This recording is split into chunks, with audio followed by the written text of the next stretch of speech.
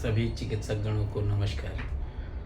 आज हम लोग व्हाट इज़ फीवर के तीसरे पड़ाव पे हैं। व्हाट इज़ फीवर मैंने बताया, फिर फीवर के बाद आपको बताया फीवर रेस्पिरेटरी ट्रैक्ट से अगर जब होता है तो किस तरीके से होता है। फिर जब उसके अंदर पैरासाइट से रिलेटेड आते हैं तो क्या होता है। हम अभी इन्फेक्शंस पे बात कर रहे हैं। तो आज इसी श्रेणी में हम विषम ज्वार, जिसको मलेरिया भी कहते हैं, के बारे में जानेंगे। और ये एक सीरीज़ वे में क्लासेस है। पर डे 2-3 क्लासेस आप लोगों को उपलब्ध कराने का प्रयास मैं करूँगा, क्योंकि लगभग 7,493 डिज़ीज़ पढ़ाना है। इसमें से अभी बुखार के अंदर हम पढ़ रहे हैं, 3 पढ़ चुके हैं, आज चौथे को पढ़ेंगे। तो इसी सीरीज़ में अगर हम बात करते हैं मलेरिया फ़ीवर के बारे में, तो इसको अन्य नाम से किन नामों से जाना जाता है। पहला होता है, इसको मौसमी बुखार भी कहते हैं। जूड़ी ताप नाम भी इसका होता है, और ये जोड़ों का बुखार भी, इसको जोड़ों के बुखार के नाम से भी जाना जाता है। इसके अगर हम परिचय की बात करते हैं तो एनाफिलिस वंश के जो संक्रमित जो मादा मच्छर होते हैं, उनके काटने से ये संचारित प्लाज्मोमोडियम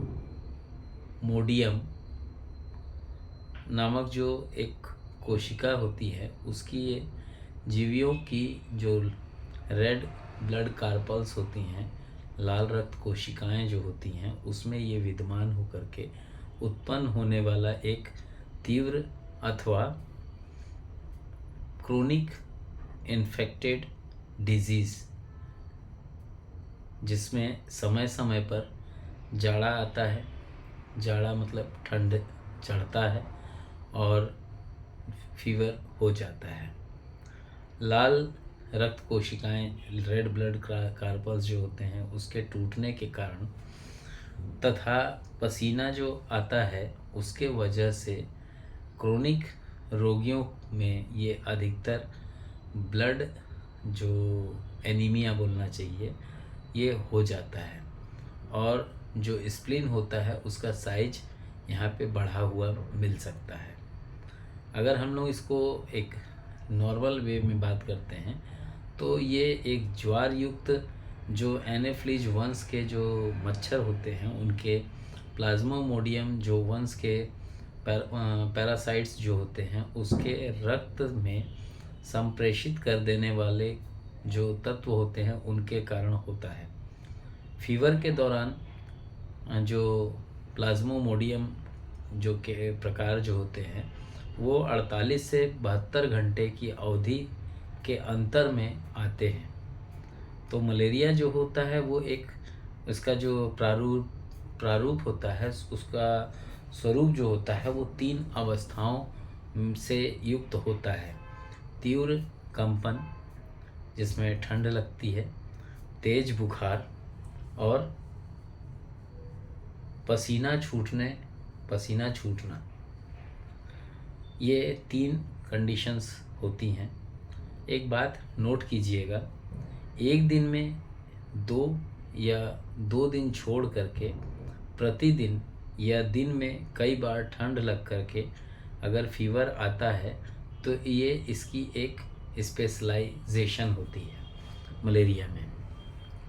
अगर हम चिकित्सा शास्त्र, इलेक्ट्रोहोम्योपैथी चिकित्सा शास्त्र में बात करते हैं, तो 3 स्वरूपों की जो अवधियाँ, जो अवस्थाएं होती हैं, वो किस टाइप की होती हैं। इसमें बोलना चाहिए 1 या 2 दिन का विराम आता है। ये रेमेटेड टाइप दिखता है, लेकिन टाइफाइड टाइप होता है, बट टाइफाइड नहीं होता है। हालांकि मॉडर्न मेडिसिन्स में कहा जाता है कि अगर मलेरिया किसी को हुआ है तो कुछ समय के बाद वो टाइफाइड में कन्वर्ट हो जाता है। भगवान जाने इसकी क्या थ्योरी है। और जो ये फीवर जो होता है, ये इसी क्रम में इसमें चलते रहता है, इसकी यही विशेषता होती है। कारण को समझ लेते हैं। बड़ा ताकत हो रहा है आज, लोट के पढ़ाने का मन कर रहा है।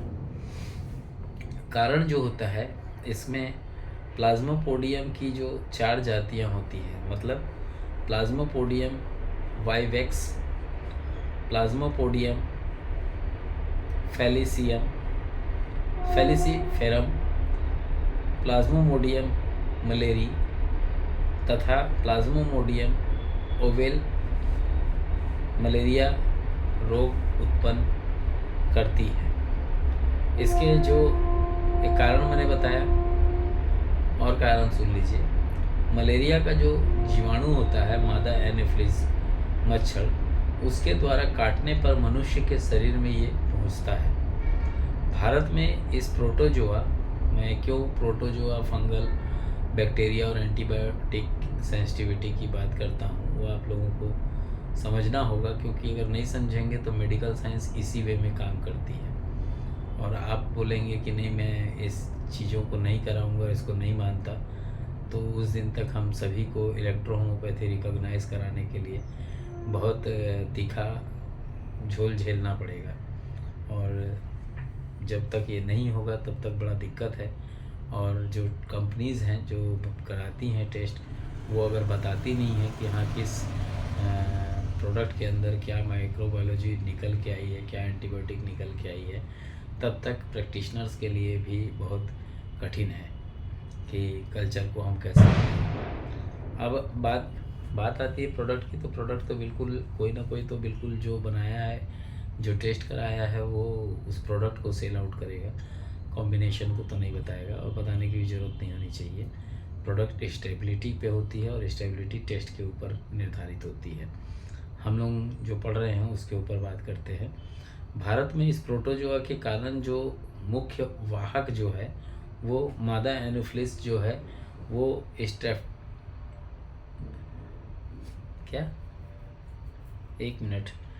उसमें स्ट्रेफिसी नामक मच्छर होता है। और ये प्ले हो गया, वाइवेक्स हो गया, और ओवेल बोलना चाहिए, टेरल जो फीवर होता है, और प्ले मैलेरी जो से मतलब उसको बोलना चाहिए कॉटन होता है ये, तो कॉटन फीवर होता है ये। इसके लक्षण सामान्य रूप से क्या होते हैं? नहीं, उसको वहाँ से हटाओ, वो यहाँ मत रखो, चलो हटाओ यहाँ से, नहीं उधर से घूम के जाओ, इधर से नहीं आना। चलो, संक्रमित मच्छर के काटने एवं बुखार चढ़ने के बीच का जो टाइम होता है, वो 7 से 10 दिन का अंतर रहता है इसमें। इस अवधि में रोगी को भूख नहीं लगती है, सिर में दर्द रहता है और थकावट बनी रहती है। ठंड की अवस्था और शरीर की जो कपकपाहट होती है, उसके कारण अत्यधिक रोगी जो होते हैं वो ठिठुरने लगते हैं, और कभी कभी उसी श्रेष्ठ में उल्टियाँ होने लगती है। सिर में दर्द बना रहता है, और इसके बाद बुखार जो होता है वो चढ़ना और उतरना शुरू होता है। चढ़ना शुरू होता है तो कहाँ तक जाता है? अगर आपने मेडिसिन नहीं दिया है तो 102.8 तक जाके वो रुका रहता है।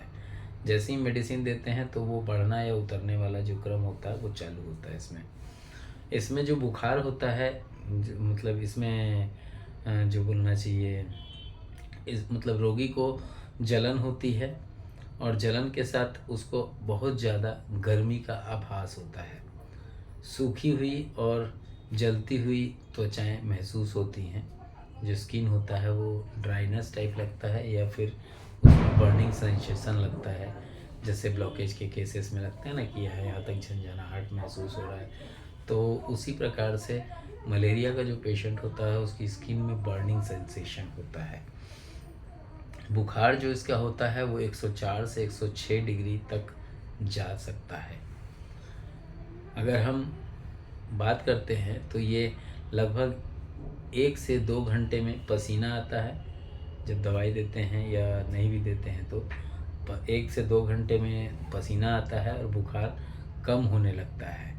बुखार एक निश्चित समयबद्धता के साथ ही परिलक्षित होता है, और ये समयबद्धता 12 घंटे, 24 घंटे, 48 घंटे, 72 घंटे हो सकता है इसका एक बुखार जो है वो एक दिन छोड़ करके आता हो, है ना।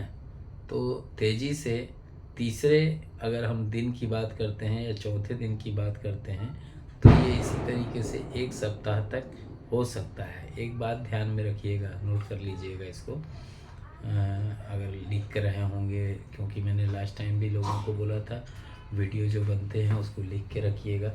गपास्टिंग वाली चीज़ों को मत लिखिएगा क्योंकि वो भी चीज़ें ज़रूरी होती हैं। तो जो प्ले फैल्सीफेरम जो होता है उसके बोलना चाहिए अधिक समय तक रहने के कारण जो फीवर होता है, जो बोलना चाहिए सब टेरेंटन ज्वार कहलाता है, जो सामान्य प्ले वैक्स जो जीवाणु जो समुदाय के तृतीय जो मतलब थर्ड प्ले मैलेरी जो होते हैं उसके चतुर्थक मतलब जो फोर्थ बोलना चाहिए वे होता है, वहाँ तक आते आते फीवर जो होता है वो 102 के लमसम में आकर के रुक जाता है, उसके ऊपर नहीं जाता है। लेकिन इसका कोर्स नहीं करना कभी कभी घातक होता है। हालांकि रेमेडी हम लोग अगर बात करते हैं तो NH नो फीवर आप दे सकते हैं। मैं इसमें बहुत अच्छा रिज़ल्ट है। 2 ड्रॉप 50 ml पानी में आप मिला करके पिलाएं, पेशेंट को आराम मिलता है। पेशेंट 2 से 3 दिन में फीवर ठीक हो जाता है। इसमें फीवर का कॉम्प्रेस भी लगा सकते हैं और F2 का भी उपयोग कर सकते हैं बुखार के लिए विभिन्न डायलूशंस में। डायलूशन और मेथोडोलॉजी के ऊपर मैं एक क्लास देने जा रहा हूँ 24 और 25 दिसंबर 2023 को। प्रोग्राम जो है वो मध्य प्रदेश रीवा में होने जा रहा है। अगर आपको लगता है कि मुझे इस कोर्स इस ऑफलाइन मतलब फेस टू फेस क्लास को अटेंड करके कुछ सीखना चाहिए तो बिल्कुल आप आइए। यहाँ पे रुकने की व्यवस्था भी दी जा रही है, सिखाने की भी व्यवस्था हो रही है और जो इसकी फ़ीस है वो एकदम नॉमिनल है, 3000 रुपये है। तो और इसको 6 तारीख से पहले जमा करना है। नाम, अपना पता, एड्रेस, पिन कोड के साथ 9407761264 या 9904248934 पे व्हाट्सअप कर सकते हैं आप। तो इस तरीके से आज हम लोग समझे कि मलेरिया के अंदर क्या क्या प्रॉब्लम आती है। मलेरिया का जो जीवाणु जो चक्र होता है उसको पूरा करने की जो विधि होती है वो कैसी होती है उस चीज़ को समझ लीजिए। मनुष्यों में जो एसेक्सुअल साइकिल होता है, जो मतलब अचक्रित क्या बोलना चाहिए उसको, अमेथुनी चक्र बोलना चाहिए। और मादा एनोफिलीज मच्छर में क्या होता है, मैथुनी चक्र होता है। ध्यान रखिएगा इस चीज़ को। मनुष्य के यकृत में अमेथुनी चक्र को पूरा करने में जीवाणु अलग अलग समय लेते हैं, ठीक है। कभी 48 घंटे लेते हैं, कभी 36 से 48 घंटे लेते हैं और कभी कभी 2 घंटे का ही समय मात्र लेते हैं। और यही कारण है कि जो थर्ड फीवर जो होता है वो 1 दिन छोड़ करके, चौथा जो फीवर होता है वो 2 दिन छोड़ करके, और जो अंतिम लास्ट जो होता है वो 7 दिन छोड़ करके फीवर इसमें आते हैं। और ये ज़रूरी है, आप लोगों को अगर तथ्य नहीं मालूम होगा तो इसकी परिकल्पना कर पाना भी संभव नहीं होगा। अब यहाँ बात आती है, अगर कोई औषधि का जो आप प्रयोग करते हैं तो प्रयोग करने पर जो प्रारंभ में देना, जो मतलब प्रारंभ में हम देना चालू करते हैं तो रोग के अनुसार उसमें इस बात का ध्यान रखना चाहिए कि आयरन से रिलेटेड टॉनिक देना चाहिए। आयरन से रिलेटेड टॉनिक में हम क्या देंगे बताइए। वीडियो लंबा होगा कोई दिक्कत नहीं है, लेकिन आप ही लोगों को बताना है। सवाल है, इसको गूगल मीट में आपको जवाब देना होगा। इलेक्ट्रो होम्योपैथी के अगर अकॉर्डिंग हमें किसी पेशेंट को आयरन की कमी आ रही है बॉडी के अंदर तो क्या देना चाहिए, ये प्रश्न लिख के रखिएगा, इसका जवाब मैं बिल्कुल पूछूंगा आप लोग से। और जब आप गूगल मीट पे मिलेंगे तो बिल्कुल आपको बताना होगा ये चीज़। इसके अलावा में हम जो फीवर का जो वो स्टेज होता है उसके ऊपर थोड़ा सा बात कर लेते हैं। प्रथम अवस्था में रोगी को बोलना चाहिए राइगर्स आते हैं, राइगर्स का अनुभव करता है और उस समय व्यक्ति कंबल आदि की व्यवस्था चाहता है जो मलेरिया से रिलेटेड है, फीवर का रोगी होता है। द्वितीय अवस्था की अगर हम बात करते हैं तो उसमें बर्निंग सेंसेशन व्यक्ति को लगता है और उसका जो टेम्परेचर होता है वो बढ़ता है। अतः उस व्यक्ति को अगर अस्वस्थता है तो जहाँ पे बर्निंग सेंसेशन हो रहा है तो उस कंडीशन में बी आप सभी को मालूम है, A3 आप सभी को मालूम है, इस जगह पे उपयोगी हो सकता है। क्योंकि हो सकता ही कहूँगा मैं, क्योंकि होता है। और 100% जब दावे के साथ मैं कोई चीज़ बोलता हूँ तो कटाक्ष करते हुए कुछ एक हैं जो छत्तीसगढ़ से भी हैं और राजस्थान और हरियाणा से भी हैं, वो कूद पड़ते हैं, पता नहीं उनको क्या प्रॉब्लम है। जब मैं पढ़ाता हूँ तो सटीक चीज़ें ही बताता हूँ और फिर भी उनको प्रॉब्लम है, तो पता नहीं क्यों। इसके बारे में मैं नहीं बोलूँगा।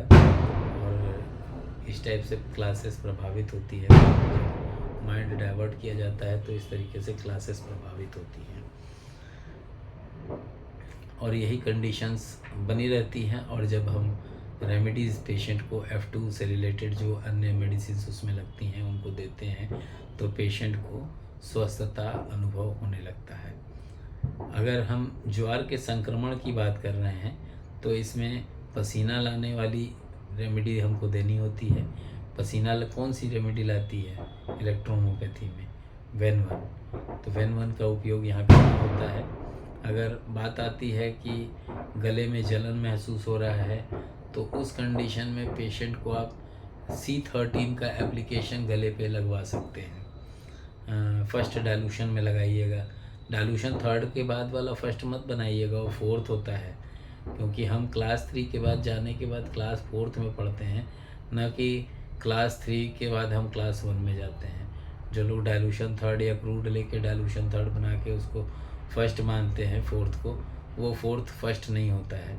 अगर फिर भी आप मानते हैं उसको फोर्थ को फर्स्ट, तो आप मानते रहिए, रिजल्ट्स में डिफरेंस आ जाएगा। ठीक है, तो ये तथ्य हुए। और रोगी को एक बात और ध्यान में रखना चाहिए कि उसको उसकी जो इच्छा हो उसके अनुसार उसको नींद, उसकी इच्छा हो या ना हो, उसको नींद भरपूर लेनी चाहिए, आराम उपयुक्त करना चाहिए। और नहीं करने से रोग ठीक होने की जो परसेंटेज होता है वो घटता है और उसका जो टाइम पीरियड होता है वो बढ़ जाता है। तो बिल्कुल आज की जो क्लास रही है मलेरिया को लेकर के, इसको आप लोग बिल्कुल समझिएगा। कुछ एक सावधानियां होती हैं उसको भी मैं बताना चाहूँगा यहाँ पे, क्योंकि अगर सावधानी नहीं रहेगी तो प्रॉब्लम हो सकता है।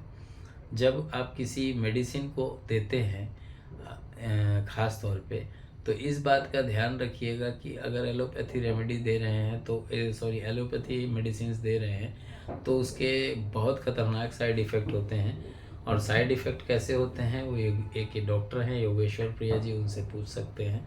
मेरे ही घर के केस हैं, मतलब रिश्तेदारी में, उनके दोनों कान से सुनाई देना बंद हो गया। ये चमत्कार है एलोपैथी का। और उसका ट्रीटमेंट हम कर रहे हैं पिछले 1.5 महीने से। NH ईयर टोन एक ड्रॉप है, उसके माध्यम से हमको उम्मीद ही नहीं, पूर्ण विश्वास है। क्योंकि इससे पहले भी कई केसेस जिसमें कान से व्यक्ति सुन नहीं पाता था उसको हमने केसेस को न्यूट्रल किया, जो बच्चा जन्म से ही नहीं सुन पाता था उसको तक न्यूट्रल किया है। तो बिल्कुल ये भी केस न्यूट्रल होगा। मलेरिया के अंदर कुछ एक सावधानियाँ होती हैं, उसके ऊपर प्रकाश डालना चाहूँगा। अगर किसी कंडीशन में लग रहा है कि पेशेंट को बोलना चाहिए लीवर में इफ़ेक्ट आ रहा है मलेरिया फीवर के वजह से, तो उस जगह पे लीवर से रिलेटेड रेमेडी हमारी क्या होती है S5, उसको देना चालू कीजिए। उसमें जो कॉम्प्लिकेशन क्रिएट हुआ होगा वो कॉम्प्लिकेशन न्यूट्रलाइज होने लगेगा धीरे धीरे। इस बात को ध्यान में रखिएगा, क्योंकि मलेरिया जो होता है वो पॉजिटिव वेल डायग्नोज्ड डिजीज़ है, और अगर इसमें थोड़ा सा भी गड़बड़ी हुआ तो पेशेंट की जान तक चले जाती है, और कभी कभी इसके जो साइड इफ़ेक्ट होते हैं एलोपैथी रेमेडीज़ की वजह से वो जानलेवा भी साबित होते हैं।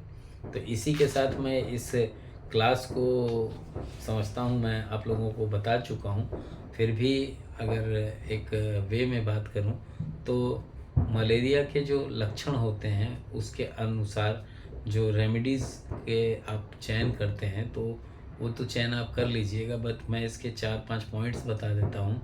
अधिक ठंड महसूस हो रही हो तो क्या करेंगे, लिख के रखिएगा, पॉइंट्स हैं ये।